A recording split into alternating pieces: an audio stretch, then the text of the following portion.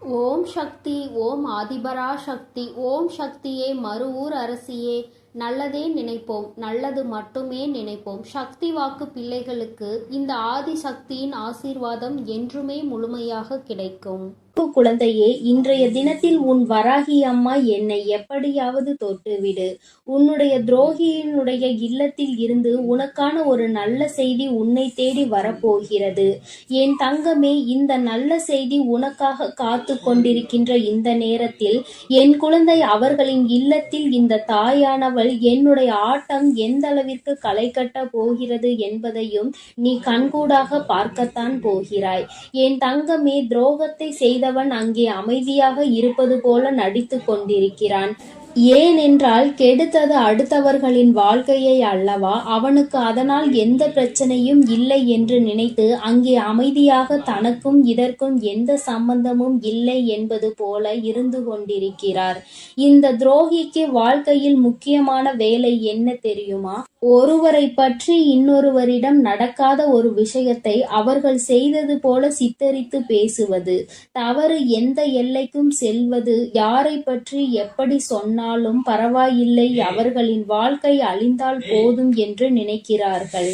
அடுத்தவர்களை பற்றி பேசுகின்ற வார்த்தைகள் ஒவ்வொன்றும் எந்த அளவிற்கு கொடூரமாக இருக்கிறது, யாராலும் அத்தனை எளிதாக அதனை ஜீரணித்து விட முடியாது. இவர்கள் பேசுகின்ற வார்த்தைகள், ஆனால் இவர்களை சுற்றி நடக்கின்ற பிரச்சனைகள் வெளியில் தெரியாதவாறு நடித்து கொண்டிருக்கிறார்கள். அடுத்தவர்களை பற்றி பேசுவதற்கு முன்பாக நம்மை சுற்றி என்ன நடந்து கொண்டிருக்கிறது என்பதை உணரவில்லை. எத்தனையோ பேர் எத்தனையோ வார்த்தைகளினால் அவர்களை அசிங்கப்படுத்தி இருக்கின்றார்கள்.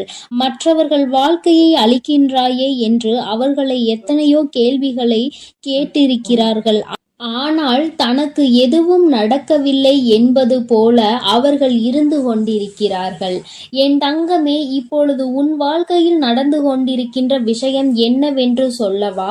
என் தங்கமே, நீ நட்போடு பழகிய ஒரு உறவு ஒன்று இன்று எதிரியானவர்கள் இடத்தில் கை வளர்த்து கொண்டு உன்னை அவர்களிடத்தில் அவமானப்படுத்தி கொண்டு இருக்கிறது. எப்படியெல்லாம் அவர்களை பற்றி உன்னிடத்தில் பேசியதோ அதே போல இன்று உன்னை பற்றி அவர்களிடத்தில் பேசிக் கொண்டிருக்கிறது. என் தங்கமே, இதனால் வாழ்க்கையில் என்ன பிரச்சனைகள் நடக்கப் போகிறது என்பதை பற்றியெல்லாம் அவர்களுக்கு கவலை இல்லை. அவர்கள் இப்படியெல்லாம் பேசுகிறோமே, இதனால் நம்மை பற்றி யார் என்ன நினைப்பார்கள் என்பதை பற்றி எந்த கவலையும் படவில்லை. எப்படி ஆயினும் உன்னுடைய வாழ்வில் ஏதேனும் ஒரு கஷ்டத்தை கொடுக்க வேண்டும். உன்னுடைய முகத்தில் இருக்கின்ற அந்த சிரிப்பை உனக்கு நிரந்தரமாக்கி விடக்கூடாது என்பதில் அவர்கள் அதிக கவனத்தோடு இருந்து கொண்டிருக்கிறார்கள். என் தங்கமே, யார் வேண்டுமானாலும் எப்படி வேண்டுமானாலும் யாரை பற்றியும் பேசிவிடலாம். ஆனால் பேசிவிட்ட பிறகு மீண்டும் அந்த வார்த்தையை ஒரு நாளும் அள்ள முடியாது.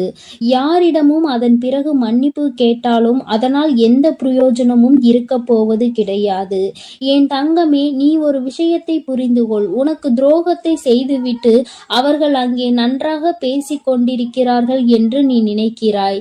என் தங்கமே, உன்னை எப்படி தெரியுமா அவர்கள் மனதிற்குள் நினைத்து கொண்டிருக்கிறார்கள்? ஒருவரை ஒருவர் கெடுக்க வேண்டும் என்ற எண்ணம் மட்டும்தான் அவர்களுக்குள் இருந்து கொண்டிருக்கிறது. மாறாக உன்னை வீழ்த்த வேண்டும் என்பதற்காக இருவரும் சேர்ந்தது போல நடித்து கொண்டிருக்கிறார்கள். இந்த நடிப்பு நீண்ட நாட்களுக்கு செல்லுபடியாகாது. இடையிலேயே இது மிகப்பெரிய ஒரு பிரச்சனையை சந்திக்கும். அந்த நேரத்தில் என் குழந்தை, நீ சந்தோஷப்படுவாய். என் தங்கமே, இந்த துரோகியிடம் இருந்து உனக்கு வரக்கூடிய நல்ல செய்தி இதுவாக கூட இருக்கலாம். துரோகிகள் ஒன்று சேர்ந்து அடுத்தவர் வாழ்க்கையை அழிக்க நினைப்பார்கள். ஆனால் அவர்களாலேயே அவர்களின் வாழ்க்கை அழிந்து போகும் என்பதை மறந்து விட்டார்கள். என் தங்கமே, இனி இந்த வராகி என்னுடைய ஆட்டம் அங்கே எப்படி இருக்க போகிறது என்று தெரியுமா?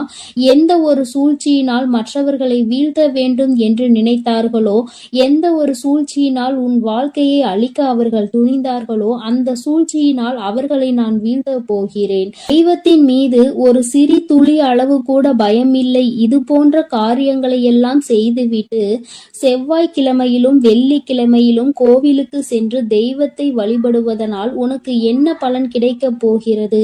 தெய்வம் உனக்கு பரிசினை கொடுப்பதற்கு பதிலாக அதிகபட்சமான தண்டனையை கொடுத்து விடுவார்கள் என்ற இந்த பயம் அவர்களுக்குள் இருந்திருந்தால் அவர்கள் நிச்சயமாக இது போன்ற தவறுகளை ஒரு நாளும் செய்திருக்க மாட்டார்கள்.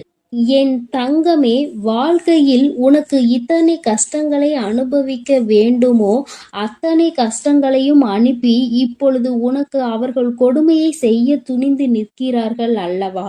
அதற்கான பலனை அவர்கள் நிச்சயமாக அனுபவிப்பார்கள். யார் வாழ்க்கையை அழிக்க நினைத்தோம் என்று ஒரு சிறு துளி அளவு கூட யோசிக்காமல் முற்பட்டு விட்டார்கள் அல்லவா? என் தங்கமே, ஒரு விஷயத்தை மட்டும் நீ தெளிவாக புரிந்துகொள். என் தங்கமே, வாழ்க்கையில் ஒன்று மட்டும் எல்லோருக்கும் நிரந்தரம். அவர்கள் செய்கின்ற பாவங்களும் புண்ணியங்களும் நிச்சயமாக அவர்களை தொடர்ந்து வரும்.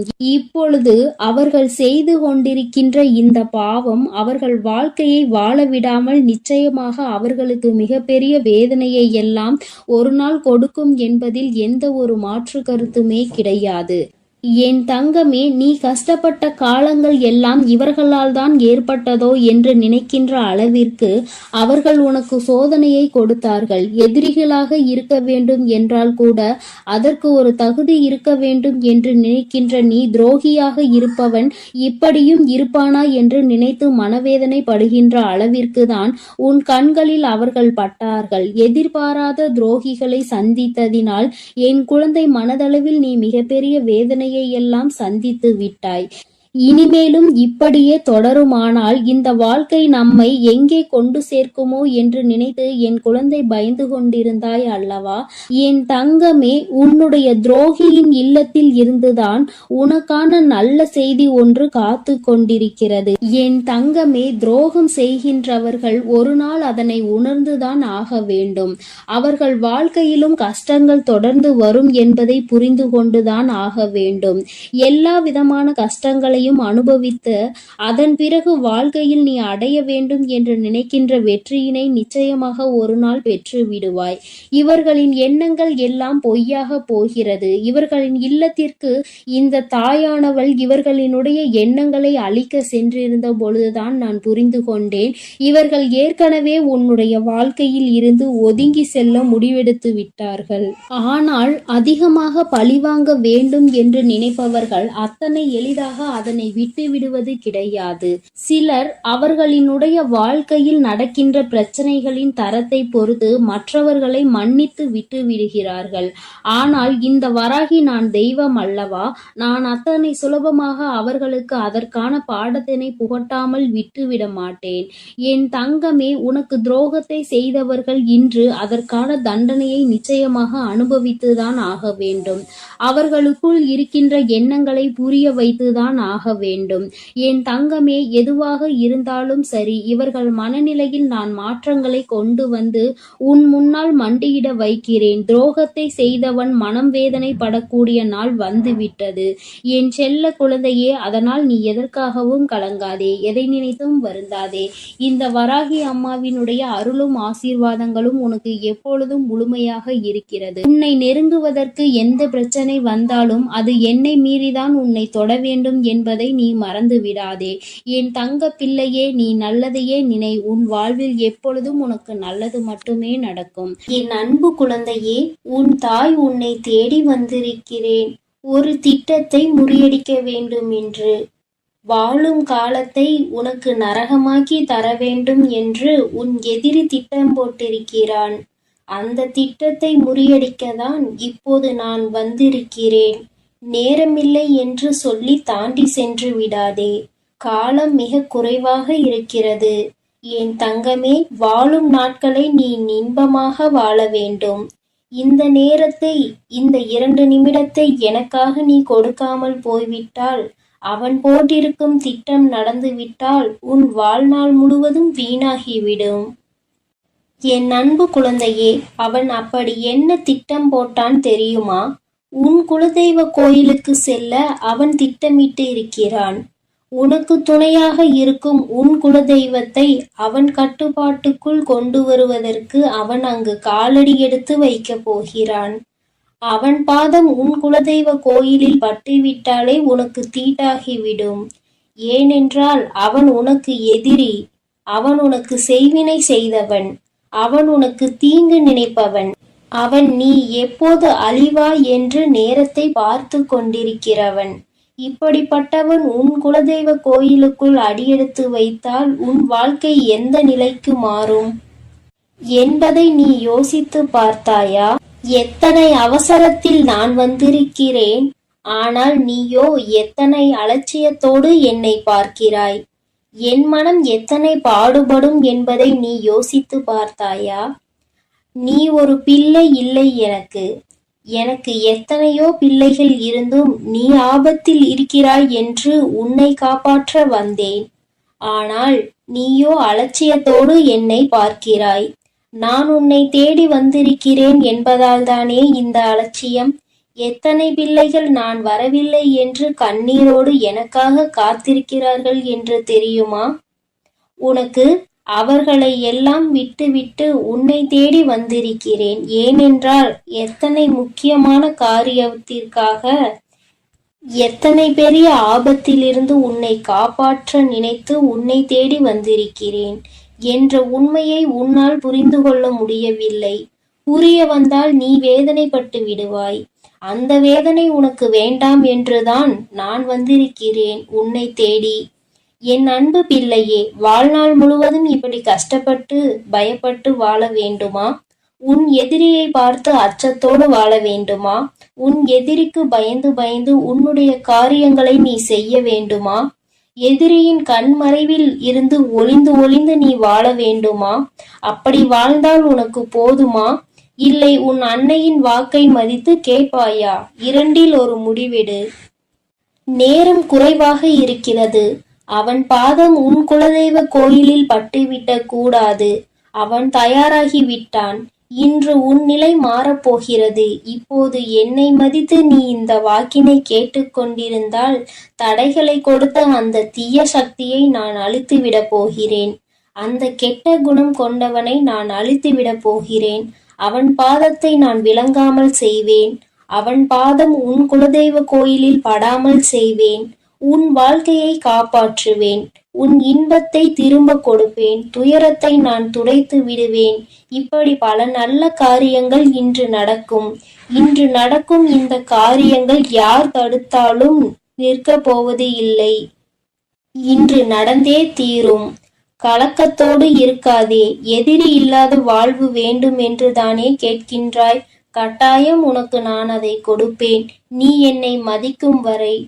உன் உள்ள குமுறலை கொட்டி தீர்த்துவிடு என்னிடம். மனதிற்குள்ளே வைத்து நிகழ்கால நிம்மதியை இழக்கிறாய். உனக்கான தீர்வை நான் உடனடியாக தரமாட்டேன். அதில் உன்னை பக்குவப்படுத்தி உறுதியான மனநிலைக்கு மாற்றி எது வந்தாலும் ஏற்றுக்கொள்ளும்படி உன்னை வழிநடத்தி நல்வழிப்படுத்துவேன். என் அன்பு குழந்தையே, யாரும் வாழ்க்கையில் மாற்றத்தை உண்டாக்க நினைத்தாலும் அதை நான் நினைத்தால் மட்டுமே நிறைவேற்ற முடியும் என்பதை நீ உன் நினைவில் கொள். உன் வாழ்க்கை என்றும் அழகானதாக இருக்கும். அதை நான் தான் உனக்கு கொடுப்பேன். மற்றவர்களுக்கு நல்லது நினைத்தாலும் அதை தப்பாய் புரிந்து கொள்கிறார்களே என்று புலம்பாதே. உன் உண்மையான அன்பை உதாசீனப்படுத்தியவர்களுக்கு நிச்சயம் ஒரு நாள் உன் அருமை புரியும். எது நடந்தாலும் ஒன்றை நினைவுகொள். துன்பங்கள் உன்னை காயப்படுத்த அல்ல, பக்குவப்படுத்த. இன்பங்கள் உனக்குள் நம்பிக்கை ஏற்றி வாழ்வில் நிம்மதியை பெற வழிவகுக்கும். என் அன்பு பிள்ளையே, முழு மனதோடு நீ என்னை அழைத்து கொண்டே இருந்தால் போதும். உன் வாழ்க்கையில் எதிரிகளை அழித்து நான் உன்னை வாழ வைப்பேன். அன்பு பிள்ளையே, நல்ல காலம் பிறக்கப் போகிறது. நல்வாழ்வு ஒளிரட்டும். உன் குலதெய்வமும் நானும் சேர்ந்து உன்னை பாதுகாத்து கொள்வோம். என் தங்க பிள்ளையே, நீ எதற்காகவும் கலங்காதே. எதை நினைத்தும் வருந்தாதே. உன் வாழ்க்கையில் நடக்கும் அத்தனைகளுக்கும் நீ மட்டும் பொறுப்பு கிடையாது. உன்னுடைய வினைகளும் பொறுப்பாக இருக்கிறது. இந்த பதிவினை நீ கேட்டுக்கொண்டிருக்கும் நேரத்தில் உன் வாழ்க்கையில் பல மாற்றங்களை நீ அடையப் போகிறாய். தாயே, அது நல்லவையா கெட்டவையா என்று நீ கேட்டால் நிச்சயமாக அது நல்ல மாற்றங்களாகத்தான் உனக்கு அமையப் போகிறது. உன்னை யார் அழிக்க வேண்டும் என்று நினைத்தாலும் அவர்கள் என்னை தாண்டிதான் உன்னிடத்தில் வர வேண்டும். ஏனென்றால் நீ என்னுடைய பிள்ளை, எனக்கு மிகவும் பிடித்த பிள்ளை. நீ என் மீது நம்பிக்கை கொண்டு பொறுமையோடு இரு. அவர்கள் இதை எனக்கு செய்கிறார்களே, இவர்கள் எனக்கு அதை செய்கிறார்களே என்று பயத்தோடும் பதட்டத்தோடும் இருக்காதே. என் மீது முழு நம்பிக்கை வைத்து பொறுமையோடு இரு. அவர்களுக்கு தக்க பதிலடியை நான் தகுந்த நேரத்தில் கொடுப்பேன். நான் உன்னோடு தான் இருக்கிறேன், உனக்குள் தான் இருக்கிறேன். உன்னை எப்பொழுதும் வழிநடத்தி செல்வது நான் மட்டும்தான்.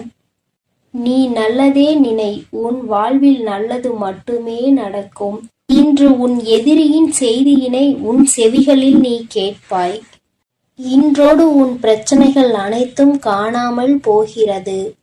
என் தங்கமே, அதற்கு முதலில் நீ அதை நம்ப வேண்டும். நீ முழுமையாக நம்பினால்தான் உனக்கு அது கிடைக்கும் கிடைக்கும் கிடைக்கும்.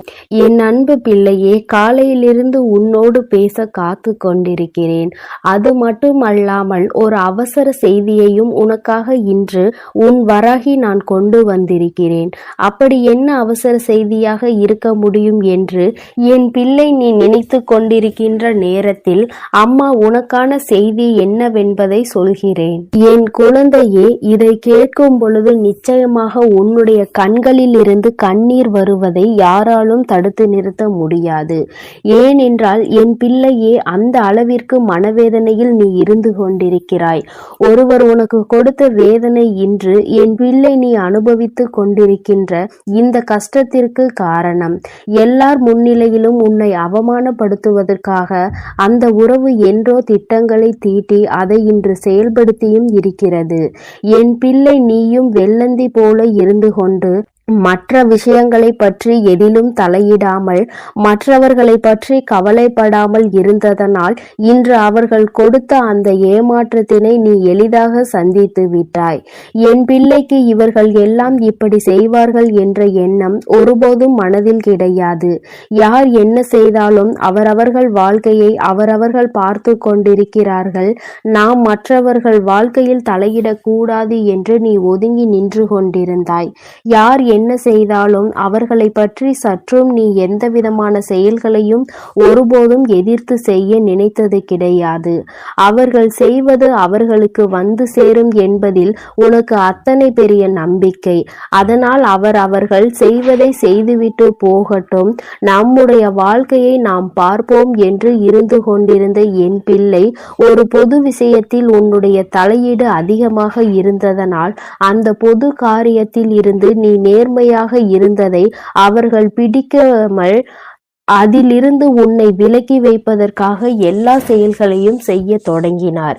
என் தங்கமே, அவர் செய்த செயல்கள் ஒவ்வொன்றும் உனக்கு எதிராக திரும்பியதோடு மட்டுமல்லாமல் உடன் சேர்ந்து கொண்டவரும் உனக்கு எதிராக திரும்பி விட்டார்கள். அவர்கள் முதலில் ஆடிய நாடகம்தான் உன்னால் இன்று மறக்க முடியாததாக இருக்கிறது.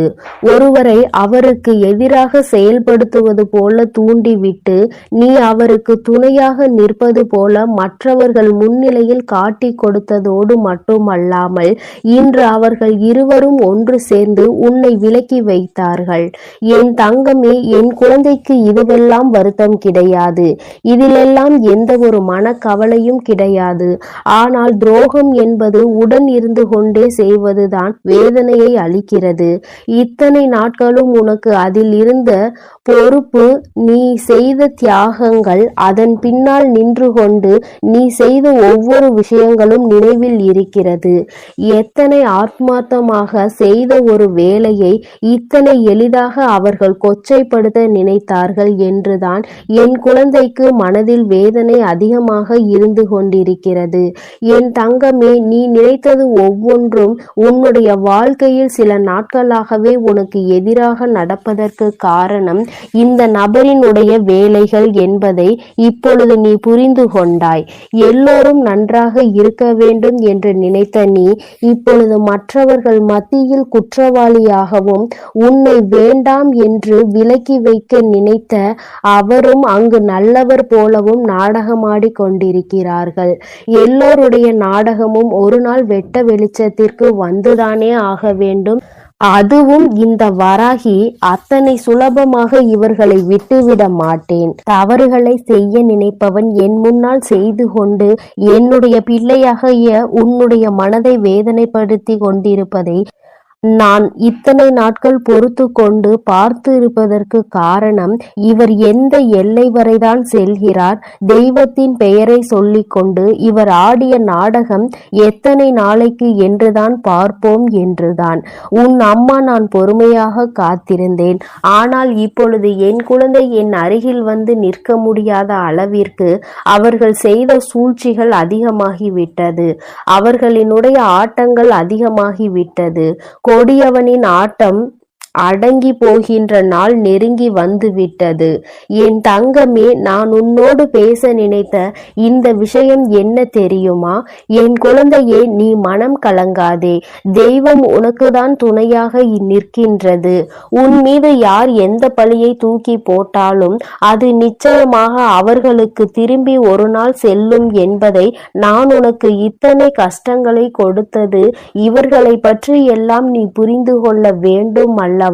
இவர்கள் யார் என்று நீ தெரிந்து கொள்ள வேண்டும் அல்லவா? அதற்காக தான் அம்மா உனக்கு இவர்களை அடையாளம் காட்டி இருக்கிறேன்.